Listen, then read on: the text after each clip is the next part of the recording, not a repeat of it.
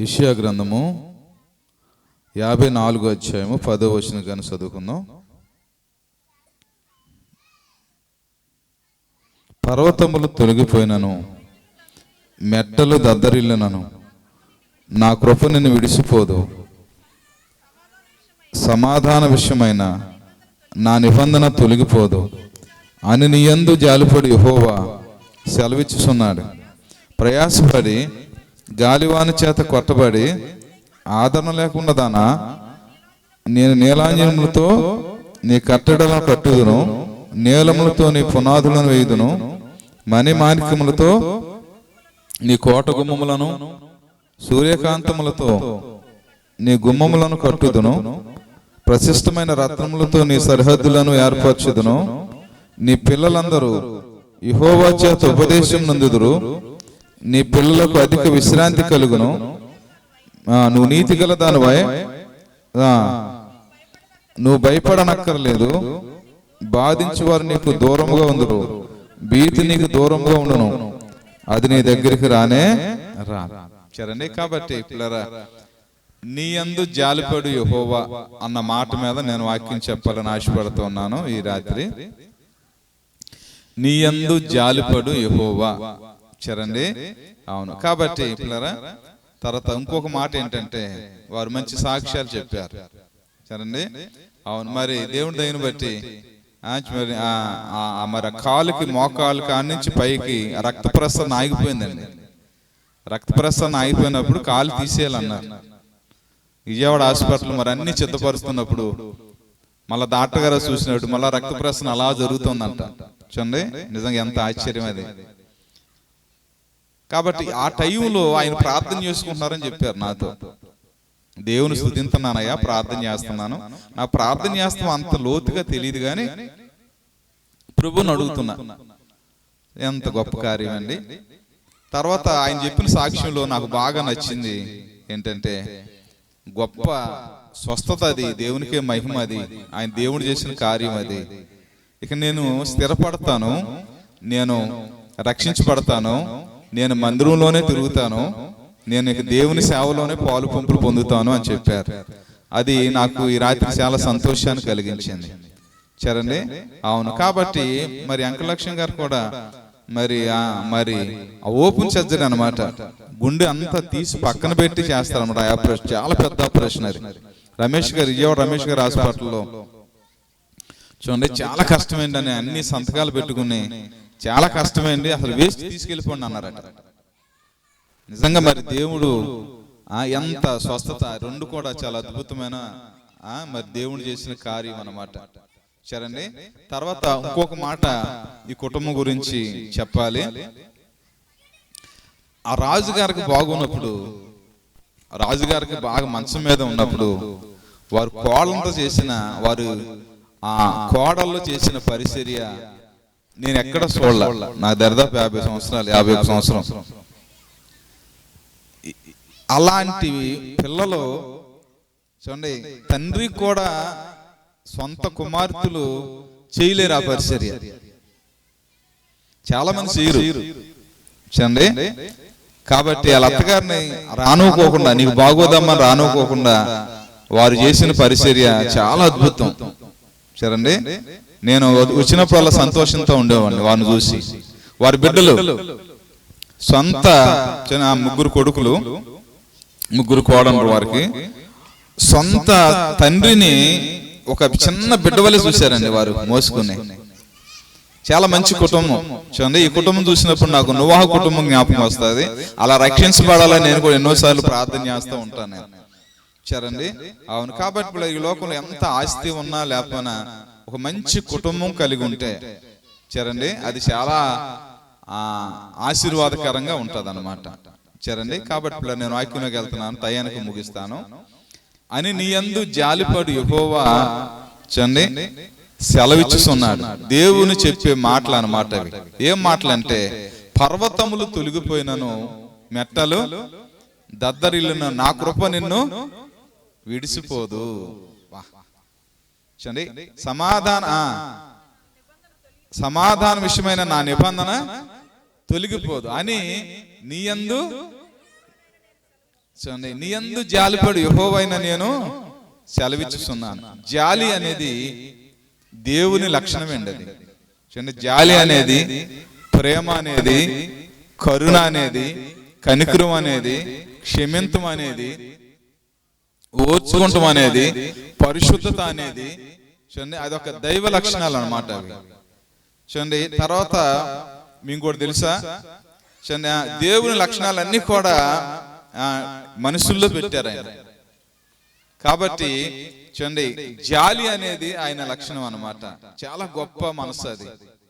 చూడండి, కొంతమంది మనం చూసినప్పుడు జాలి కలుగుద్ది, అయ్యో ఆ పరిస్థితి ఏంటి, అయ్యో పాపం కళ్ళు లేవే, అయ్యో లేకపోతే కాళ్ళు లేవే, చూడండి లేకపోతే పాపం అంగహీనులుగా ఉన్నారు, లేకపోతే వారికి మంచి ఇల్లు లేదు, చూడండి లేకపోతే ఎవరన్నా మరి మన దగ్గరికి అడుక్కున్న వాళ్ళు ఎవరైనా వచ్చినప్పుడు వారిని చూసి, ఆ సంఖలో చిన్న బిడ్డను చూసి చూడండి జాలి కలుగుద్ది, జాలి కలిగించేటట్టుగా చేస్తారనమాట. చూడండి, జాలి అనేది దేవుని లక్షణం. అది ఒకసారి నేను చూడండి ఒక బస్ స్టాండింగ్ లో ఉన్నాను, కంచించర్ల బస్ స్టాండింగ్ లో ఉన్నాను. ఒక ఆయన పాప మోకాలుగా కాలు తీసేశారు, అంటే వయసులో ఉన్న కుర్రాడే. ఆయన నా దగ్గరకు వచ్చి, నేను మీటింగ్ వెళ్తున్నాను చూడండి ఆ బస్ స్టాండింగ్ లో, నా దగ్గరకు వచ్చి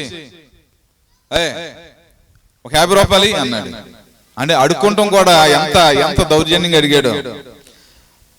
సరే, నాకు దరిదాపు సాధారణంగా నేను ఎవరికైనా సరే ఇవ్వకుండా ఉన్నాను, కానీ ఆయనకు ఒప్పుద్దు కాల, అడిగే విధానం మంచిగా లేదు. చూడండి, ఎందుకేంటి 50 అడుగుతున్నావేంటి ఒకేసారి అంటే ఆయన అన్నాడు, ఇప్పుడు కారం ఎంత, మంచి నూనె ఎంత, ఏదో పెద్ద లిస్ట్ చెప్పుకొచ్చాడు. చూడండి, ఇతను చాలా పవర్ఫుల్, అందుకనే పాపం ఏదో మొత్తానికి పోగొట్టుకున్నాడు కాలు అనుకున్నాను. చూడండి, కాబట్టి పిల్లరా చూడండి, కొంతమందిని చూస్తే జాలి కలుగుద్ది, కొంతమందిని చూస్తే జాలి కలగదు. అలాగే పిల్లరా దేవుడు మన పట్ల జాలి కలగాలంటే చూడండి ఆయన కృప, చూడండి ఆయన కృప అంటే ఉచితం అన్నమాట. చూడండి, నేను పని చేసిన అనుకోండి, నాకు జీతం ఇచ్చారనుకోండి, అది కృప కాదు. నేను పని చేయకోకుండా నాకు జీతం ఇచ్చారనుకోండి, అది కృప, ఉచిత కృప అన్నమాట. ఉచితం అనేది, కృప అంటే ఉచితం. దేవుడు చాలా కృప గలవాడు. ఏమండి, ఆ కృప మనల్ని విడిచిపెట్టుకోకుండా, ఆ కృప ఎప్పుడు కూడా మనతో ఉండాలంటే, పర్వతాలు తొలగిపోయినా, ఏమండి మెట్టలు దద్దరిల్లిపోయినా సరే చూడండి ఆయన కృప విడిచిపెట్టుకోకుండా మనతో ఉండాలంటే, ఆయన పట్ల మనకు జాలిగా ఉండాలంటే మనం ఏం చేయాలంటే ప్రభు సన్నిధిలో చూడండి ప్రార్థన చేయాలి. చూడండి, దేవుని సన్నిధికి రావాలి. చూడండి, దేవుని పాదాలు పట్టుకుని ప్రార్థన చేయాలి. చూడండి, ఇంకా చూడండి ఆయనకి ఎలా జాలి కలుగుద్ది అంటే మన పట్ల, చూడండి నువ్వు ఎవరికన్నా బాగున్నప్పుడు వారికి సహాయం చేసినప్పుడు ఆయనకి చాలా జాలి కలుగుద్దట. అందుకనే కొండ మీద ప్రసంగంలో ప్రభువారు ఏం చెప్పారంటే, కనికరము గల వారు ధన్యులు, వారు కనికరించబడతారు. ఎవరికైతే కనికరం ఉంటుందో, చూడండి ఎవరికైతే దయ ఉంటుందో, ఎవరికైతే జాలి ఉంటుందో వారి పట్ల దేవుడు కూడా అంతే ఉంటుందంటే. ఎవరికైతే కఠినమైన మనసు ఉంటుందో దేవుడు కూడా మన పట్ల కఠినమైన మనసే ఉంటుంది. మనుషుడు ఏమిత్తునో ఆ పంట పోయింది. చూడండి, మనం గనక చాలా కనికరముతో ఉంటే, అయ్యో చూడండి అని ఒక మంచి మనసుతో ఉంటే ఆయన కూడా మన పట్ల మంచి మనసుతోనే ఉంటాడు. కాబట్టి పిల్లరా చూడండి, దేవుని సన్నిధికి వచ్చినప్పుడు, క్రమంగా వచ్చినప్పుడు చూడండి ఆయన ఎంత జాలి పడతాడో మన పట్ల. చూడండి, దేవుని సన్నిధిలో ప్రార్థన చేసినప్పుడు, చూడండి దేవుని సన్నిధిలో మనం తగ్గించుకున్నప్పుడు ఆయన జాలి పడతాడు. చూడండి, తర్వాత పిల్లరా ఆయనకి ఎంత జాలి పడతాడంటే, ఆయన చాలా జాలి గల దేవుడు. ఇందాక నేను బైబిల్ చదువుతుండే, మనస్సే అని ఒక రాజు, యోధా రాజుల్లో ఒక రాజు, వాళ్ళ నాన్నగారి పేరు హిజ్కియా. హిజ్కియా చాలా గొప్ప పరిచర్య చేశాడు. చూడండి, హిజ్కియా మందిరాన్ని బాగు చేశాడు. చూడండి, హిజ్కియా చాలా తగ్గించుకునేవాడు. కాబట్టి హిజ్కియా చాలా కన్నీరు కార్చి ప్రార్థన చేశాడు. కన్నీరు కార్చి ప్రార్థించినప్పుడు మరి దేవుడు 15 సంవత్సరాల ఆయుష్ని ఇచ్చాడు ఆ భక్తుడికి. 15 సంవత్సరాల ఆయుష్. అప్పుడే నువ్వు చనిపోతున్నావు, నీళ్ళు చక్క పెట్టుకో అని వెళ్ళాడు ప్రవర్త. అతను ఏం చేశాడంటే, ఇల్లు చక్క పెట్టుకోకుండా గోడ తట్టు తిరిగాడు, ప్రార్థన చేయటం ప్రారంభించాడు. దేవుని సన్నిధిలో ప్రార్థన చేయటం ప్రారంభించాడు. అది ఏ ప్రార్థన చేశాడంటే కన్నీళ్లతో ప్రార్థన చేశాడండి. ఆ కన్నీళ్లు ప్రార్థన ఏం జరిగిందండి, ఆయన 15 సంవత్సరాల ఆయుష్ని దేవుడు ఇచ్చారండి. అవును. కాబట్టి పిల్లరా చూడండి, ఒకసారి ఒక ఆవిడకి నేను వాక్యం చెప్పాను. విజయవాడ ఏరియాలో నేను సేవ చేసినప్పుడు ఒక పెద్ద ఆవిడ అనమాట. ఆవిడకి మరి చాలా సమస్య, చాలా గుండె నొప్పిగా ఉంది, చాలా కష్టమైపోతా ఉంది, టాబ్లెట్లు కూడా తగ్గుతులేదు. నేను హిజ్కియా గురించి వాక్యం చెప్పి, అమ్మ నువ్వు సరి చేసుకో, దేవుడు నేను దీవిస్తాడు, నువ్వు ఏమన్నా క్షమాపణ అడగాలనుకుంటే క్షమాపణ అడుగు, నువ్వు ఒప్పుకో, దేవుని సన్నిధిలో లోతుగా ప్రార్థన చేసుకో, నీ హృదయాన్ని తవ్వుకో, స్వపరీక్ష చేసుకో అని నేను చెప్పినప్పుడు ఆవిడేం చేసిందంటే ప్రార్థన చేసుకుంది. ఆవిడ భూషణయ్య గారి దగ్గర మారుమనసు పొందింది. నువ్వు చూడు, మన అయ్యగారు వాళ్ళ అయ్యగారి దగ్గర మారుమనసు పొందింది ఆవిడ మారుమనసు పొందినంత వయసు కూడా లేదు నాకు అప్పటికి. సరండి. సరే మొత్తానికి ఆయన చిన్న ఆయన ఆ కుర్రోడైనా సరే సేవకుడు అని పాప అనుకుంది, ప్రార్థన ప్రారంభించింది, ప్రార్థన చేయటం ప్రారంభించింది, ప్రార్థన చేసి ప్రభు తన హృదయాన్ని చూపెడతా ఉన్నాడు, ఒప్పుకుంటా ఉంది, సరి చేసుకుంటా ఉంది. అల్లుని పిలిచింది, క్షమాపణ అడిగింది, కోడలు పిలిచింది, క్షమాపణ అడిగింది, బిడ్డలు పిలిచింది, క్షమాపణ అడిగింది, కూతురు పిలిచింది, క్షమాపణ అడిగింది, అన్ని సరి చేసుకుందండి. ఆ గుండె వ్యాధి పోయింది ఆవిడకి. ఎంత స్వస్థత వచ్చిందో, హాస్పిటల్కి వెళ్ళినా తగ్గలేదు. సరండి. నిజంగా దేవుడు కరుణ చూపితే, దేవుడు దయ చూపితే ఎలాంటి స్వస్థత వస్తుందో. చాలా సంవత్సరాలు బ్రతికింది ఆవిడ. సరండి. దేవుడు దయగలవాడు, దేవుడు ప్రేమ గలవాడు. చూడండి, ఆయన కృప నిత్యం ఉండే కృప అది. చూడండి, నీ కృప నిత్యము ఉండును. చూడండి, దేవుని కృప చాలా నిత్యం ఉండే కృప అన్నమాట అది. ఆవిడ ఎప్పుడైతే సరి చేసుకుందో, చూడండి, అవును, ఈ రాత్రి నేను చెప్పే మాట ఏంటంటే, దేవుడు మన పట్ల, నీ పట్ల బాగా జాలి కలిగి ఉండాలంటే నీ జీవితంలో తగ్గింపు, తర్వాత ప్రార్థన, వినయం, తర్వాత ఏంటంటే విధేయత, వీటన్నిటితో పాటు ఒప్పుకొని ప్రార్థన చేస్తే, సరి చేసుకుంటే ఆయన ఆగలేడట. చూడండి, తర్వాత మన దేవుని సన్నిధిలో మరొకరి పట్ల మనం జాలి చూపినప్పుడు మన పట్ల, మన బిడ్డల పట్ల ఆయన జాలి చూపుతాడు. ఈ జాలి గురించి ఒక మాట బైబిల్లో ఏముందంటే, నిన్ను వల్ల నీ పొరుగువారిని ప్రేమించాలి అని ఒక ఆయన యవనస్తుడికి యేసుప్రభువు వారు చెప్తున్నప్పుడు, ఎవరయ్యా నా పొరుగువాడు అని మాట్లాడినప్పుడు ఆయన ఒక ఉపమానం చెప్పారు ప్రభువారు. ఒక ఆయన యెరికో నుంచి, చూడండి, యెరూషలేము నుంచి యెరికోకి దిగి వెళ్తుండగా దొంగలు కొట్టేశారు. ఆయన బాగా కొట్టారు, వస్త్రం లాగేసుకున్నారు. ఏమండి, కొర ప్రాణంతో ఆయన అక్కడ పడి ఉన్నాడు. ఒక ఆయన లేవీడు వచ్చాడు, వెళ్ళిపోయాడు, యాజకుడు వచ్చాడు, వెళ్ళిపోయాడు, చూడలేదు. ఏమండి, పోనీ ఈ దినాల్లో అయితే కేసు అవుద్దేమో, పోలీసులు వస్తారేమో, లేకపోతే ఇదంతా మనకి ఎందుకు, మళ్ళీ స్టేషన్కి వెళ్ళాలి, నాకు లేకపోతే అర్జెంట్ పని ఉంది అని వెళ్ళిపోవచ్చు. ఆ దినాల్లో కేసులు పోలీస్ స్టేషన్ ఉన్నాయండి. కానీ ఆ యాజకుడు కూడా వెళ్ళిపోయాడు, లేవీడు కూడా వెళ్ళిపోయాడు. ఒక సమరీయుడు వస్తున్నాడు అట. ఒక సమరీయుడు ఆ ప్రాంతం అలా వస్తున్నప్పుడు ఏం జరిగిందంటే అతను ఆగలేకపోయాడు. ఆ సమరీయుడు దగ్గరికి వెళ్ళాడు, ఆయన పరామర్శించాడు. చూడండి, ఆయన దగ్గర తీసుకున్నాడు, ఆయన గాయాలకు అడిగాడు. చూడండి, ఆ వాహనం మీద ఎక్కించుకున్నాడు. చూడండి, ఒక హాస్పిటల్, ఆ దినాల్లో చూడండి ఒక హాస్పిటల్ తీసుకెళ్ళాడు. చూడండి, ఆయన దగ్గర డబ్బులుంటే ఇచ్చాడు. చూడండి, ఇందులో ఎవరిని పొరుగువారని ప్రభువారు అడిగినప్పుడు, చూడండి, వారి యందు జాలి పడిన వాడే. చూడండి, అవును, ఎవరైతే జాలి పడతారో చూడండి వారే. పిల్లరా, మనం పక్కన పట్ల జాలి పడినప్పుడు దేవుడు మన పట్ల కూడా జాలి పడతాడు. కాబట్టి పిల్లరా చూడండి, ఈ రాత్రి సమయంలో మనం తగ్గించుకున్నప్పుడు మహాపట్నం ఉంది, అది నినివే పట్నం. చూడండి, యోనా గ్రంథంలో ఉంటుంది. ఆ నినివే పట్టణంలో ఏం జరిగిందంటే అకస్మాత్తుగా ఒక ఆయన వచ్చి, చూడండి, ఆయన ఆ ప్రాంతం కాదు, ఆ దేశం కూడా కాదు, ఆయన ఏం చేశారంటే ఆ ప్రాంతం వచ్చి ఒక ప్రకటన చేస్తున్నాడు, ఒక సువార్త చెప్తున్నాడు. ఆ పట్టణంలో ఇంకా 40 రోజులకి ఈ పట్టణం నాశనం అయిపోతూ ఉంది, ఈ పట్టణానికి దుర్గతి కలుగుతూ ఉంది, దేవుడు చెప్పమన్నాడు అని చెప్తా ఉన్నప్పుడు, ఎవరండి మీరు, ఎక్కడి నుంచి వచ్చారు, మీది ఏ దేశం, ఏంటి, ఏ మాటలు చెబుతున్నారు మీరు? చూడండి, లేదండి దేవుడు సెలవిచ్చాడు, ఈ మాట చెప్పడానికి నేను ఇంకా ముమ్మలే రావాలి, నేనేం చేశానంటే ఈ సువార్త ప్రకటించుకోకుండా నేను నినివేలమంటే దేవుడు నేను తర్షీసుకు పారిపోతున్నానండి. పారిపోతున్నప్పుడు దేవుడు ఇచ్చిపెట్టలేదు.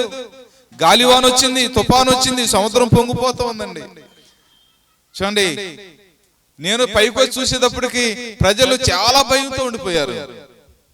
నన్ను ఎత్తి సముద్రంలో పాడేయమని చెప్పాను. నన్ను ఎత్తి సముద్రంలో, నన్ను బట్టే గొప్ప తుఫాను వచ్చింది, నన్ను ఎత్తి సముద్రంలో పాడేయమని చెప్పానండి. చెప్పినప్పుడు వారు ఆలోచించారు కానీ తర్వాత పాడేశారు. చూడండి, కానీ జాలిగల దేవుడు ఏం చేశాడంటే నేను సముద్రంలో చచ్చిపోకోకుండా ఒక తిమింగలాన్ని పంపించి ఇదిగో నన్ను మీ ప్రాంతానికి తీసుకొచ్చాడు దేవుడు. దేవుడు ఊరుకోలేదు. నేను అటు పారిపోతున్నా సరే ఊరుకోలేదు. నన్ను నినివే పట్టణానికి తీసుకొచ్చాడు దేవుడు అని చెప్పినప్పుడు ప్రజలకి మరింత భయం కలిగిందంటండి. అయ్యో అట్లాగా నువ్వు సువార్త ఈ ప్రకటన హెచ్చరిక మాకు ఇవ్వకోకుండా వెళ్ళిపోతున్నా కూడా దేవుడు నిన్ను విడిచిపెట్టలేదా? తుఫాన్ రప్పించాడా? చూడండి, అవును, మీరు చేప కడుపులోంచి వచ్చారా? 3 రోజులు ఉన్నావా? చనిపోలేదా? సజీవుడై ఉన్నావా? చేప కడుపులో ఉన్నావా? ప్రార్థన చేస్తా ఉన్నావా? మా కోసం వచ్చావా? చేప తీసుకొచ్చిందా? ఎంత ఆశ్చర్యం అండి. ఉలుక్కుపడ్డారంట ఆ ప్రజలు. అప్పుడు దాకా చాలా ధైర్యంతో ఉన్నారు, వ్యాపారం చేసుకుంటున్నారు, పని చేసుకుంటున్నారు నిలువ పట్టణంలో. ఏమండి, వారంతా కూడా చూడండి సంతోషంతో ఉన్నారు. చూడండి, ఎవరి పనులు చేసుకుంటా ఉన్నారు, వ్యవసాయం చేస్తూ ఉన్నారు. ఎరుకో మరి నినివే పట్టణంలో అంటే పశువులు ఎక్కువ అంటండి. చూడండి, చాలా 3 రోజులు తిరిగితే చాలా పెద్ద పట్టణం అన్నమాట అది. చూడండి, నినివే అనేది మీరు ఆది కాండం చూస్తే పురాతనంలో మొదటగా కట్టబడిన పట్టణంలో ఒక పట్టణం నినివే పట్టణం. 120,000 మంది ఆ దినాల్లో ఉన్నారంటండి. ఆ దినాల్లో 120,000 మంది అంటే మీరు చూసి చాలా గొప్ప పట్టణం అన్నమాట. చూడండి, అవును, కానీ ఆ పట్టణం అంతా ఎవరి పనాలు చేసుకుంటున్నారు. చూడండి, ఎవరి పనాలు చేసుకుంటున్నారు కానీ ఒకేసారి ఆ మాట వినపడేటప్పుడు ఏంటి, ఈ పట్టణం నాశనం అయిపోద్దా? దేవుడు చెప్పమన్నాడా? నువ్వు చేప కడుపులోంచి వచ్చావా? 3 రోజులు చేప కడుపులో ఉన్నా కూడా చచ్చిపోకోకుండా వచ్చావా? అమ్మో ఎంత అద్భుతం ఇది అని చాలా ఆలోచన చేశారండి. ఆ మాట వారిని కదిలించేసింది. కానీ ఒక మాట మాత్రం అనుకున్నారు. సర్లే, వాళ్ళందరూ కూడా బూడిదలో కూర్చున్నారు, గోను పట్ట కట్టుకున్నారు. ఆ నోట రాజుగారి దగ్గరికి వెళ్ళింది. అక్కడ ఒక మీటింగ్ వేసాడు ఆయన, మంత్రులందరూ కూర్చోబెట్టాడు. చూడండి, ఆ పట్టణంలో ఏమనుకున్నారంటే మన దగ్గరికి హెచ్చరిక పంపించి చూడండి ఈ పట్టణం నాశనం అయిపోయింది ముందలే తెలియపరిచిన దేవుడు, ఆ భక్తుణ్ణి వదలకోకుండా శాప కడుపులోంచి తీసుకొచ్చిన దేవుడు కరుణిస్తాడు, మనసు తిప్పుకుంటాడు, క్షమిస్తాడు. మనం ప్రార్థన చేద్దాం. మనందరం కూడా బూడిదలో కూర్చుందాం, గోను పట్ట కట్టుకుందాం, తగ్గించుకుందాం దేవుని సన్నిధిలో, ఇంకా ప్రార్థన చేసుకుందాం కొన్ని దినాలని అలా ప్రకటన చేయించారు. మళ్ళా అక్కడ ఉన్న మంత్రులు వచ్చి మళ్ళా ప్రకటన చేశారు. అందరూ ఎంత బాగుందంటే ఆ దృశ్యం. చూడండి, మొత్తం ముసలివారు గాని, చిన్నపిల్లలు గాని, పెద్దవారు గాని, పశువులు గాని, చూడండి గొర్రెలు గాని,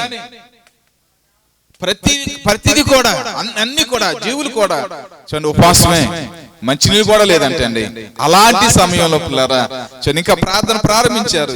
ప్రార్థన జరుగుతూ ఉంది, ప్రార్థన చేస్తా ఉన్నారు. చూడండి, ప్రార్థన చేస్తా ఉన్నారు. ఇంకొక తలంపు వచ్చింది వారికి. చూడండి, గోను పట్ట కాదు, బూడిదలో కూర్చుంటాం కాదండి, ఇంకా ఏం చేయాలంటే మన చెడు నడత మానుకోవాలి, మనం పశ్చాత్తాపడాలి, మన పాపాలు ఒప్పుకోవాలి, మన దుర్మార్గం విడిచిపెట్టేయాలి. చూడండి, మరి అలాంటి ఇంకా ఏడుతూ ఉన్నారు, ఇంకా సరి చేసుకుంటున్నారు ప్రజలు. అలాంటి పరిస్థితుల్లో ఇంకా ప్రార్థన జరుగుతూ ఉంది. చూడండి, వారు ఏంటంటే మారుతా ఉన్నారు. వారంతా కూడా పరివర్తన చెందుతా ఉన్నారు, పశ్చాత్తాపడుతూ ఉన్నారు. అప్పుడు ఏం జరిగింది తెలుసా? మరి అప్పుడేం జరిగిందంటే ఈ నినివే వారు తమ చెడు నడతను మానుకొనగా తమ చేయిస్తున్న క్రియలను దేవుడు చూసి పశ్చాత్తాపుడై తన మాట ఇచ్చిన కీడును చేయక వీళ్ళందరూ పశ్చాత్తాపడతారు, ఆయన పశ్చాత్తాపడ్డారట. చూడండి, ఈ రాత్రి సమయం నేను ప్రకటిస్తున్న దేవుడికి ఒక మంచి లక్షణం ఏంటంటే ఎవరైతే పశ్చాత్తాపడతారో వారి పట్ల దేవుడు పశ్చాత్తాపడతాడంటండి. ఎంత గొప్ప మనసున్న దేవుడు ఆయన. ఒక మనిషి అర్థం చేసుకునే దేవుడు ఆయన.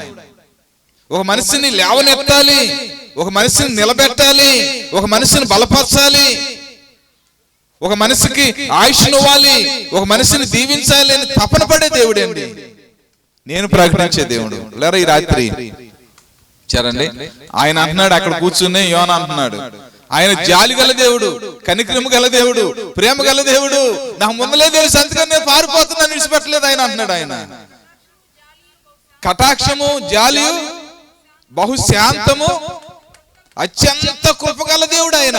బా ఎంత కృపగల దేవుడు అండి, అత్యంత కృపగల దేవుడు ఆయన. కాబట్టి పిల్లరా చూడండి, వాళ్ళందరూ పశ్చాత్తాపడుతున్నప్పుడు దేవుడు పశ్చాత్తాపడ్డాడంటండి. సరేండి ఆ దేవుడు వారి మధ్యకు వచ్చేసారట. చూడండి అదంతా కూడా వారు గమనిస్తా ఉన్నారు.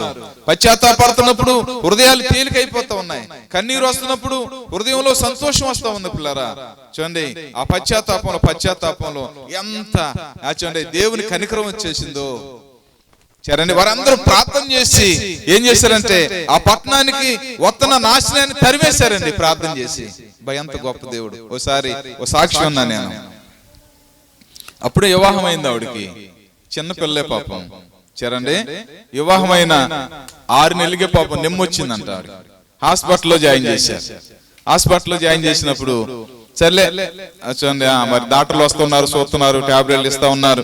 సరేండి అట్లా జరుగుతున్న సందర్భంలో ఏం జరిగిందంటే వాళ్ళ అత్తగారు అడిగిందంట, అమ్మా చిన్నప్పుడు మట్టి ఉందా నీకు నిమ్ము, లేకపోతే వివాహం అయిన తర్వాత వచ్చిందా అని అడిగితే, అమ్మో చిన్నప్పుడు మట్టి ఉంది అంటే మా అమ్మోళ్ళు ఏమన్నా అంటారేమోనని, లేదా అత్తమ్మ వివాహం అయిన తర్వాత వచ్చింది నాకు నిమ్ము అని చెప్పిందంట.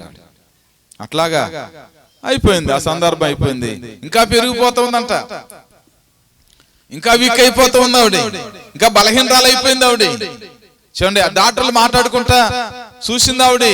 ఆ 3 రోజులు 4 రోజులు అంటాం వినపడింది ఆవిడకి. ప్రార్థన చేయటం ప్రారంభిస్తా ఉంది, పాపం ఒప్పుకుంటాం ప్రారంభిస్తా ఉంది, తవ్వుకుంటుంది. నేను చచ్చిపోతున్నాను కదా, అయ్యో నేనేంటి యవన కాలంలో చిన్న వయసులో 23 సంవత్సరాల వయసులో నేను చనిపోతాం ఏంటి అని చాలా బాధతో, వేదనతో, దుఃఖంతో ప్రార్థన చేస్తా ఉందంటండి.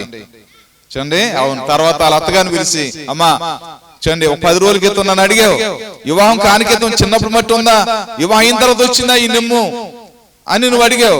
కానీ నేను మా అమ్మోళ్ళని ఏమన్నా అంటారేమోనని, మా నాన్నగారిని ఏమన్నా అంటారేమోనని నేను వివాహం అయిన తర్వాత వచ్చింది అని చెప్పాను. లేదు లేదు నాకు చిన్నప్పుడు మట్టి వ్యాధి ఉందమ్మా, నేను అబద్ధం ఆడి నన్ను క్షమించమని ఆవిడ చేతులు పట్టుకుని ఏడ్చిందండి.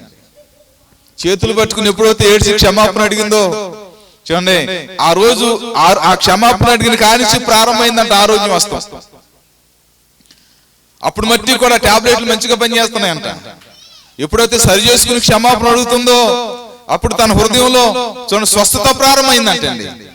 చూడండి తన హృదయంలో ఆ కన్నీరు, ఆ పశ్చాత్తాపం ఏం జరిగిందంటే క్షమాపణ అడుగుతున్న ద్వారా చూడండి ఆవిడకి ఆరోగ్యం వస్తాం ప్రారంభమైందంట. 4 రోజుల్లో ఆవిడ స్వస్థత వచ్చి ఇంటికి వెళ్ళి మామూలు మనసు అయిపోయిందంటండి. చూడండి దేవుడు ఎప్పుడు జాలి పడతాడంటే ఎప్పుడైతే మనం ఒప్పుకుంటామో, ఎప్పుడైతే సరి చేసుకుంటామో, ఎంత కరుణగల దేవుడు. చూడండి ఎంత ఆ దీవెన వస్తుందో. మా పిల్లరా నిలయపట్నంలో ప్రజలందరూ ప్రార్థన చేస్తున్నప్పుడు, కన్నీరు కారుస్తున్నప్పుడు చెడు నడత వదిలే మానుకొనగా అని ఉంటది అక్కడ. చూడండి దేవుడు ఆ పట్టణంలోకి ఎప్పుడు వచ్చాడంటే, దేవుడు వారితో పాటు ఎప్పుడు పశ్చాత్తాపడ్డాడంటే చెడు నడతను వదులుకొనగా. చూడండి ఒకవేళ పాలలో నీళ్లు కలిపారు అనుకోండి, ఇక రేపు నుంచి నేను అలా చేయను. ఒకవేళ వడ్డీకి ఇచ్చారు అనుకోండి, రేపు నుంచి నేను అలా చేయను, నేను మారిపోతాను. చూడండి లేకపోతే ఆ వారికి మరి ప్యాకెట్ అలవాటు ఉంది అనుకోండి, రేపు నుంచి నేను చేయను, ఇక మానేస్తున్నా నేను అని ప్రభుత్వం చెప్తూ ఉన్నారు వారు. ఏమండి లేకపోతే వారికి తాగుడు అలవాటు ఉంది అనుకోండి, రేపు నుంచి నేను తాగను, దేవుని మందిరంలో ఉంటాను.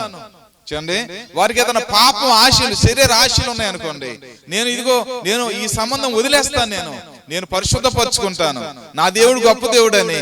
చూడండి వారు చెడు నడత మానుకొనగా, నిలువే పట్టణస్తులు చెడు నడత మానుకొనగా అత్యంత కృపగల దేవుడు వారిని దీవించాడు.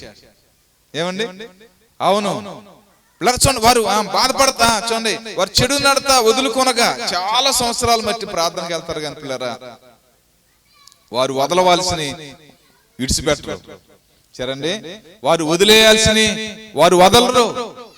చూడండి వారు నోరు మారదు, వారు కన్ను మారదు, ఏమండి వారి స్వభావం మారదు. చూడండి, దేవుడు ఏంటండి కార్యం చేస్తలేదు, దేవుడు ఏంటండి మా పట్ల జాలి చూపుతులేదు, దేవుడు ఏంటండి మా పట్ల కరుణ చూపుతులేదు. చాలా మంది బాధపడతారు, కానీ తన హృదయాన్ని మాత్రం తవ్వుకోరు. చూడండి, తన హృదయాన్ని మాత్రం స్వపరీక్ష చేసుకోరు. కానీ నిలువ పట్టణస్తుల దగ్గరికి చూడండి, వారికి ప్రార్థన చేయటం రాదు, కానీ వారు ఏం చేశారు తెలుసా? అవును, ప్రార్థన చేశారు, హెచ్చరిక, దేవుని హెచ్చరిక అనుకున్నారు, దేవుని మాట అనుకున్నారు, వారు తీసుకున్నారు, వారు పశ్చాత్తాపడ్డారు. కాబట్టి దేవుడు వచ్చి చూడండి, వాడు నాశనం కాకోకుండా, ఆ పట్టణం లయమైపోకోకుండా, సముద్రం ఆ పట్టణాన్ని ముంచుకోకుండా, ఆ పట్టణం ప్రజలందరూ కూడా రక్షించబడ్డారు. పిల్లరా చూడండి ఎంత గొప్ప, చూడండి వారందరూ కూడా చెడు నడత మానుకొనగా దేవుడు ఎంత పశ్చాత్తాపడ్డాడు. మీకు తెలుసా, ఈ రాత్రి సమయంలో నువ్వు కూడా దేవుని సన్నిధికి వెళ్ళి నువ్వు కూడా ప్రార్థన చేస్తుంటే, చూడండి నువ్వు కూడా కన్నీరు కారుస్తుంటే, చూడండి నువ్వు కూడా ప్రభువా మరి నా హృదయంలో నీకు ఇష్టం లేనిది ఏముంది, నీకు నువ్వు అసహించుకునేది నా హృదయంలో ఏముంది. ఒకవేళ చూడండి అబద్ధం ఆడి మనసు ఉందనుకోండి, ప్రభువా లేదు ప్రభువా నేను మానేస్తున్నాను, చూడండి నా కుటుంబంలోకి దీవెన రానివ్వండి, నా పిల్లల్లోకి శాపం తొలగిపోయి ఆశీర్వాదం రావాలి, ప్రభువా ఇదిగో నా ఏ చెడున్నా సరే ఇదిగో నా చెడును వదిలేస్తున్నాను ప్రభువా అని గనక నువ్వు ప్రార్థన చేస్తే, చూడండి ఆ నిలువే పట్టణస్తుల మీదకి వచ్చిన దయ, చూడండి వారికి వచ్చిన రక్షణ, చూడండి నీ కుటుంబాలకి మన కుటుంబాల మీద కూడా అది రాబోతూ ఉంది. చూడండి కాబట్టి పిల్లరా, పర్వతములు తొలగిపోయినా సరే చూడండి ఆయన కృప మాత్రం తొలగిపోదట. ఒకవేళ పర్వతాలు కొండలు అది కథలో అది నిత్యము స్థిరంగా ఉండేవి, అయినా సరే పర్వతములు తొలగిపోయినా సరే చూడండి ఏదైనా భూకంపం వచ్చి చూడండి భయంకరమైన విషయాలు వచ్చి ఒకవేళ పర్వతాలు కదిలిపోవచ్చు, కానీ దేవునికి నీ పట్ల ఉన్న కృప తొలగిపోదట అని నీ యందు జాలిపడు యెహోవా సెలవిస్తున్నాడు. చూడండి కాబట్టి పిల్లరా, ఓ తల్లి కూడా బైబిల్లో వచ్చి చాలా పశ్చాత్తాపడింది, కన్నీళ్లతో ఆయన పాదాలు కడిగింది. కన్నీళ్లతో ఆయన పాదాలు కడిగినప్పుడు నిజంగా దేవుడు ఎంత క్షమించాడు. అవన్నీ వీడి విస్తారంగా నన్ను ప్రేమించింది కాబట్టి విస్తారమైన పాపంలో క్షమించబడి అని చెప్పారు. కాబట్టి పిల్లరా చూడండి, ఇంకో మాట చెప్పారు ఆయన, ఈ సువార్త ఎక్కడైతే ప్రకటించబడుతుందో అక్కడ ఈవిని గురించి ఘనంగా చెప్పబడద్దని చెప్పారు. ఏమండి, ఏ సందర్భం అలా రాయలేదే. ఈ రాత్రి సమయంలో చూడండి ఏ సందర్భంలో కూడా గొప్ప గొప్ప విషయాలు జరిగినాయి, కానీ ఈ సువార్త ఎక్కడైతే ప్రకటించబడుతుందో ఈవిడ గురించి ఘనంగా చెప్పబడుతుంది భూలోకంలో రానున్న దినాల్లో అని ప్రభువారు చెప్పిన సాక్ష్యం చూడండి. ఆయన గనుడు కదా, ఆయన మహోన్నతుడు కదా. చూడండి ఈవిడి గురించి అంటే భూలోకానికి పరిశీలన చేయాల్సిన పని ఏంటి? ఈవిడికి అందరికీ ఈవిడికి సాక్ష్యం తెలియాలి అని దేవుడు ఎందుకు చెప్పాడు? ఆవిడ పశ్చాత్తాపడింది. చూడండి దేవునికి ఇష్టమైపోయింది. అసలు మనుషులకు కావాల్సింది అది. ఏమండి, మనుషులకు కావాల్సింది పశ్చాత్తాపం, మనుషులకి రావాల్సింది అది. చూడండి అలాంటి వారిని దేవుడు ఆడుకుంటాడు. చూడండి అలాంటి వారిని దేవుడు బలపరుస్తాడు. కాబట్టి పిల్లలు చూడండి ఆయన కృపగల దేవుడు, ఆయన జాలి గల దేవుడు. చూడండి ఒకవేళ నీ పరిస్థితి ఎలాంటిదైనా సరే, నువ్వు ఎలాంటి కష్ట మార్గంలో వెళ్తున్నా సరే, నీ కార్యం జరగపోతే నిలువే పట్టణస్తులు ప్రార్థన చేసినట్టు చూడు. ఈ రాత్రి లోతుగా పశ్చాత్తాపడి పాపాలు ఒప్పుకుని చూడండి ఎలాంటి చెడు ఉన్నా సరే ఆ చెడు కడుక్కునే విధానంలో ఎలా ప్రార్థన చేశారో దేవుడి దయ పట్టణానికి ఎలాగొచ్చిందో చూడు. ఏమండి, తర్వాత పాపాత్మలో ప్రభు దగ్గరకు వచ్చి ఇదిగో నా జీవితం ఇలాగ అయిపోయిందయ్యా నన్ను కరుణించని ఎంత పశ్చాత్తాపడిందో, ఆవిడ గురించి ఎంత ఘనంగా చెప్పారో ఆ సాక్ష్యం ఒకసారి నువ్వు ఆలోచించే. ఎంత గొప్ప కార్యాలు దేవుడు చేస్తాడు మన పట్ల. చూడండి చూడండి ఎంత గొప్ప కార్యాలు నీ పట్ల చేస్తారు. నీ కుటుంబంలో ఎన్ని దీవులు వస్తాయో చెప్పడానికి వెళ్ళారు. చూడండి త్వరగా దీవులు రావాలంటే, త్వరగా స్వస్థత రావాలంటే, త్వరగా ఆశీర్వాదం రావాలంటే, త్వరగా దేవుని ప్రేమ నువ్వు పొందుకోవాలంటే, నువ్వు దేవుని ప్రత్యక్షతను చూడాలంటే, నువ్వు దేవుని స్వరం వినాలంటే, ఏమండి నువ్వు దేవుడిని నెత్తుకోవాలంటే. నేను మారు మనసు పొందుతున్నప్పుడు నాకు ఒక అన్న సాక్ష్యం చెప్పాడు, మురళి అని. ఆయన సాక్ష్యం చెప్పాడు. నూజివీడు తోటలో ఆయన ప్రార్థన చేసుకున్నాడట. ప్రార్థన చేసుకుంటా బాగా పట్టుదల వచ్చేసిందంట ఆయన. నేను దేవుని చూడాలి, నా పాపాలన్నీ క్షమించబడాలి, నాకు రక్షణ నిశ్చయిత వాగ్దానం కావాలి అని ప్రార్థన చేస్తున్నాడంట. ప్రార్థన చేసి 3 రోజులు మంచినీళ్ళు కూడా తాకుండా ప్రార్థన చేసి అలాగూ ఆ పాపం మోకాలు మించి కింద పడిపోయాడంటండి.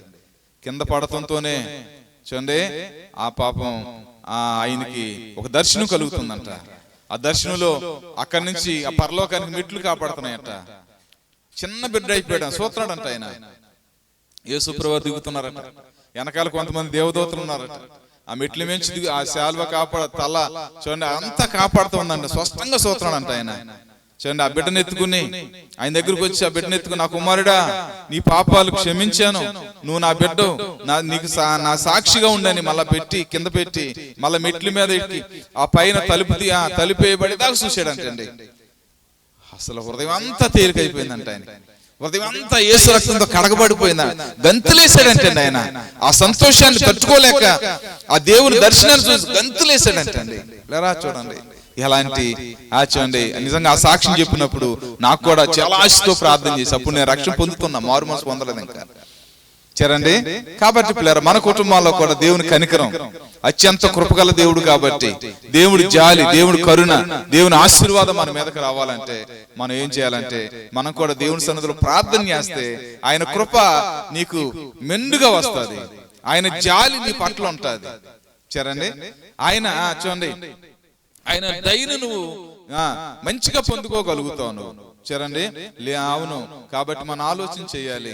ఎన్ని సంవత్సరాలు బట్టి కాదు, నేను ఎన్ని సంవత్సరాలు బట్టి చర్చికి వెళ్తున్నాను కాదు, నేను ఎంత దేవునికి ఇష్టంగా ఉన్నాను, ఎలా నడిపించబడుతూ ఉన్నాను, ఆత్మచేతను ఎలా ఉజ్జీవించబడుతున్నాను అని గొప్ప సాక్ష్యం, ఒక తీర్మానం. చూడండి రాజుగారు సాక్ష్యం చెప్పి, అప్పలరాజు గారు సాక్ష్యం చెప్పి ఒక గొప్ప మాట ఏం పలికాడంటే, నేను ఇక మందిరంలోనే ఉంటాను, మందిరం పరిశీలన చేస్తాను, నా శాశ్వత జీవితం. ఆయన కూడా రిటైర్మెంట్ అయిపోయారు. నేను దేవుని కోసం బ్రతుకుతాను, దేవుడు నన్ను కాలు తీసేయాలి, ఆ కాలు తీసి నేను ఏమైపోయేవాడిని, దేవుడు నాకు ఇచ్చింది ఆయన. చూడండి నా కాలు ఇచ్చింది దేవుడు కాబట్టి చూడండి నేను ఎక్కడ ఉండాలంటే చూడండి అన్ని మానేసి ఇక చూడండి నేనంతా కూడా మానేసి దేవుళ్ళు బలపడిపోతాను, స్థిరపడిపోతాను, ఇక ఆయనలోనే ఆయన రక్షణలోనే ఉంటానని చెప్పారు. ఆయన ఎంత గొప్ప మంచి సాక్ష్యం మనం విన్నాం. పిల్లరా ఈ రాత్రి సమయంలో వాక్యాన్ని ముగింపులోకి వచ్చేసాను. ఒక తీర్మానం చేసుకో నువ్వు నీ జీవితంలో. నిజమే చూడండి దేవుడు నా వైపు చూడాలి. చూడండి వారి వైపు చూడగా అని ఉంటది యోనా గ్రంథంలో. ఆ పట్నం వైపు చూడగానే ఆ ప్రజలందరూ కూడా ఏడుతూ ఉంటే నేను రేపు నుంచి నేను ఇక ఆ పని చేయనయ్యా, నేను ఇక ఆ ప్రాంతానికి నేను వెళ్ళనయ్యా, ఇదిగో నేను ఇలా మారిపోతున్నాను, ఇదిగో నా చెడు నేను వదిలిపెట్టేస్తున్నానని ఆ దేవుడు చూశాడట. దేవుడు చూసినప్పుడు ఆ పరలోకంలో ఆయన ఉండలేకపోయాడంటే, నాగలేకపోయాడంట, నినివే పట్టణంలోకి వచ్చాడంట ఆయన. చూడండి ఎంతమంది చూశారో ఆయన్ని, ఎంతమంది ఆయన గమనించారో. చూడండి ఆ పట్టణానికి ఎలాంటి ఆశీర్వాదం వచ్చిందో నీ కుటుంబంలో కూడా నీలో కూడా అలాంటి ఆశీర్వాదం రావాలంటే దేవుడు నిన్ను చూస్తున్నప్పుడు చూడండి నీ జీవితంలో కూడా గొప్ప దీవెన నువ్వు పొందుకో. చూడండి హిజ్కియా కన్నీరు దేవుడు చూశాడట. హిజ్కియా నీ కన్నీరు దేవుడు చూశాడట. 15 సంవత్సరాల ఆయుష్ నీకు ఇస్తున్నాడు దేవుడు. ఎంత ఆశీర్వాదం అండి. దేవుడు చూసే దేవుడు, ఆయన చూస్తున్నా దేవుడు ఆయన. కాబట్టి ఈ సమయంలో నీకు ఏ పరిస్థితి ఉన్నా సరే చూడండి, ఒకవేళ నేను చాలా సంవత్సరాలుగా ప్రార్థన చేస్తున్నానయ్యా కానీ కార్యం జరుగుతులేదు, ఈ స్వస్థత రావట్లేదు, ఇది బిడ్డలు మారతలేదు, లేకపోతే నా పరిస్థితులు మారతలేదు అనుకుంటే నిలువే పట్టణస్తులు ప్రార్థన చేసినట్టు చేయి ఈ రాత్రి. హిజ్కియా ప్రార్థన చేసినట్టు చేయి ఈ రాత్రి. నీ మీద కూడా ఆయన అత్యంత కృపగల దేవుడు కాబట్టి ఆయన కనికరం అనే వర్షాన్ని నీ పట్ల కురిపించి నేనెంతో గొప్ప దీవెనకరంగా దేవుడు చేస్తాడు. ప్లేరా మనం కూడా మారుమనసు పొందుదాం, మనం కూడా దేవుని దయను సంపాదించుకుందాం, ఆయన కృపను సంపాదించుకుందాం, ఆయన కొరకు బ్రతుకుదాం. చూడండి ఆయన నీ వైపు చూసి జాలి పడాలంటే చూడండి తండ్రి జాలి పడడా అని 103వ కీర్తనలో ఉంది. తప్పుని కుమారుడు వచ్చినప్పుడు ఏమని తప్పుని కుమారుడు తండ్రి ఎంత జాలి పడ్డాడు, ఎలా చేర్చుకున్నాడు, ఎలాగో ఎంత జాలి పడ్డాడు. ఇదేంట్రా, ఈ వస్త్రం ఏంటి, ఈ తల ఏంట్రా, ఈ గడ్డం ఏంటి, ఈ వాసన ఏంటి, ఈ సిరిగిపోయిన బట్టలు ఏంటి, ఆ చెప్పులేంటిరా, ఇలాగైపోయావేంటి అయ్యో అయ్యో అయ్యో నా డాడీ, ఇదిగో నేను పరలోకానికి విరోధంగా నీ ఎదుట పాపం చేశానని ఆయన చెప్పని క్రితమే జాలిపడ్డాడండి. నా దగ్గరికి వచ్చాడు, ఈయన చాలు అనుకున్నాడండి. అంతే తండ్రి చెప్పాడు మొత్తానికి తప్పని కుమారుడు, అయ్యా తండ్రి, నేను పరలోకానికి విరోధంగా నీ ఎదుట నేను పాపం చేశాను, నీ కుమారుడు అంటకు నేను యోగ్యుడను, నేను చూడండి అని తగ్గించుకున్నప్పుడు తండ్రి ఎంత జాలిపడ్డాడో, ఎలా చేర్చుకున్నాడో చూడండి. మనల్ని కూడా దేవుడు చేర్చుకోవాలంటే పిల్లరా, దేవుడి దగ్గరికి రావాలి, తర్వాత మన స్థితి అంతా ఒప్పుకోవాలి చూడండి. మరి చక్కగా మన ప్రభు సన్నిధిలో ఒప్పుకోవాలి, అప్పుడే దేవుని ఆశీర్వాదం మన మీదకి వస్తుంది. పిల్లరా చూడండి, తప్పును కుమారుని తీసుకెళ్లిపోయాడు, తానం చేయించాడు, ప్రశస్తమైన వస్త్రాలు ఇచ్చాడు, చెప్పులు ఇచ్చాడు, ఉంగరం ఇచ్చాడు, ఒక గొప్ప ఇందుని చేశాడండి చూడండి. అవును, అలాంటి గొప్ప కార్యాలు కూడా మనం కూడా చూడాలి, మన జీవితాల్లో చూడాలి. వాక్యం వాక్యం వెళ్ళిపోతే ప్రయోజనం లేదు. మనం కూడా ఆ దేవుడు ఈ దినాల్లో ఉన్న దేవుడు చూడండి, నేను కూడా అలాంటి దేవుని సంపాదించుకుంటాను. దేవుడు కనికరం గల దేవుడు, ప్రేమ గల దేవుడు, కాబట్టి నన్ను కూడా దేవుడు బలపరుస్తాడని నువ్వు కూడా ప్రార్థన చెయ్యి. దేవుని కృపా కనికరం నీ మీదకి అత్యంత చూడండి, దేవుని దయ నీ మీదకి రాత్రి రాబోతుంది. చిన్న ప్రార్థన చేసుకుందాం ప్రభు సన్నిధిలో. అందరూ లేచి నిలబడి చిన్న ప్రార్థన చేసుకుందాం ప్రభు సన్నిధిలో. చిన్న ప్రార్థన చేసుకుందాం. ఆయన ఎంత మంచి దేవుడు. అందరికి ఎవరు మౌనంగా ఉండదు. నిజమేనా ఆయన, నా కుటుంబంలో కూడా కార్యం జరగాలి. ఎంత మంచి దేవుడు ప్రభు అని పాట పాడుకుందాం. అందరు ప్రార్థన చేసుకుని అలాగే నిలబడండి ఆ ప్రభు సన్నిధిలో. ప్రభా, నీ వైపు మా వైపు మీరు చూడాలి, మీ జాలి నా వైపు రావాలి, మీ కనికరం నా వైపు రావాలి, మీ సన్నిధి నా వైపు రావాలి, మీ యొక్క కృప నా వైపు రావాలి ప్రభా అని ప్రార్థన చేసుకుందాం. ప్రార్థన నిజమే ప్రభా, నేను కూడా కార్యం చూడాలి. నిలువే పట్టణస్తులు ప్రార్థన చేసి ప్రభా మరణాన్ని తరిమేశారు కదా ప్రభా, నాశనాన్ని తరిమేశారు కదా ప్రభా, నాయన సముద్రాన్ని నిమ్మలపరిచారు కదా ప్రభా. నాయన మీరు వారు ప్రార్థన చేయగా నిలువే పట్టణంలోకి మీరు వచ్చారు కదా ప్రభా, మీరు మిమ్మల్ని రప్పించారు కదా ప్రభు అని దేవుని సన్నిధిలో ప్రార్థన చేసుకుందాం. ప్రభు సన్నిధిలో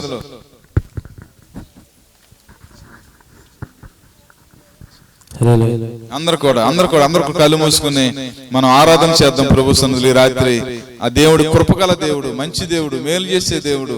మనకు ప్రార్థన చేద్దాం, చెడు నడత మానేసుకుందాం, మనం మారు మనసు పొందుదాం. ఎంత మంచి దేవుడవేసయ్యా, అందరూ కూడా ఎంత మంచి దేవుడవేసయ్యా, చింతలన్నీ తీరేనయ్యా నిన్ను చేరగా. ఎంత మంచి దేవుడవేసయ్యా, నా చింతలన్నీ తీరేనయ్యా నిన్ను చేరగా. ఎంత మంచి దేవుడవేసయ్యా,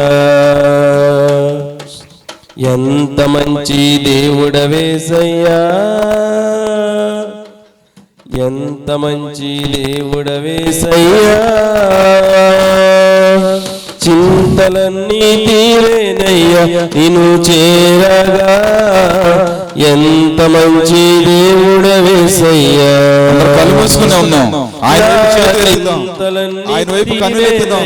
నిన్ను చేరగా. ఎంత మంచి దేవుడవేసయ్యా, అందరూ కూడా పాడదాం. పూరా పాపినైనా నేను దూరంగా